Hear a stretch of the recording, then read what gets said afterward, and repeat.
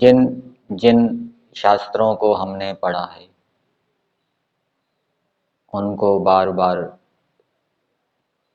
पुनः पुनः देखते रहना चाहिए, पढ़ते रहना चाहिए। जो बातें हमने लिखी है शास्त्रों को पढ़कर अपनी संचिकाओं में, उन बातों को भी बार बार हमें देखते रहना चाहिए, पढ़ते रहना चाहिए। इससे आगे जो हम पढ़ेंगे उसमें हम सूक्ष्मता में जा पाएंगे।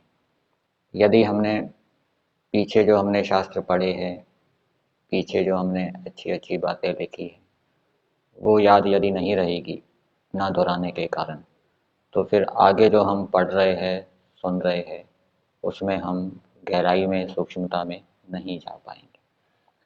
अनेक शास्त्र इसलिए ही बनाए जाते हैं जिससे कि हमारी बुद्धि सूक्ष्म हो। अनेक शास्त्रों को पढ़ने से बुद्धि सूक्ष्म होती है, और वर्तमान में वो जो शास्त्र पढ़ रहा है, जिसने पहले अनेक शास्त्र पढ़े हुए हैं, वो उसको उपस्थित है, तो वर्तमान में पढ़ा जाता हुआ शास्त्र, वो व्यक्ति उसकी गहराई में जाएगा, सूक्ष्मता में जाएगा।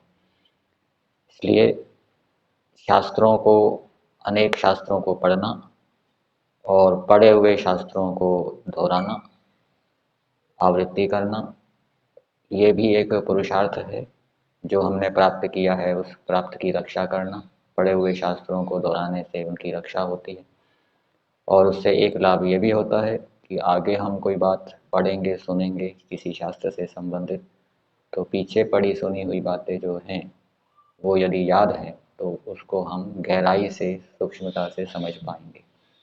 और बार बार पढ़ने से, दोहराने से ये भी लाभ होता है, पढ़ी सुनी हुई बातें स्पष्ट होती जाती हैं, उनमें जो संशय है, भ्रांतियाँ हैं, वो भी दूर होते जाते हैं। इसलिए शास्त्रों की आवृत्ति का महत्व है। शास्त्रों की आवृत्ति करते हुए उनकी रक्षा करनी चाहिए और अपनी बुद्धि को हमें सूक्ष्म बनाना चाहिए।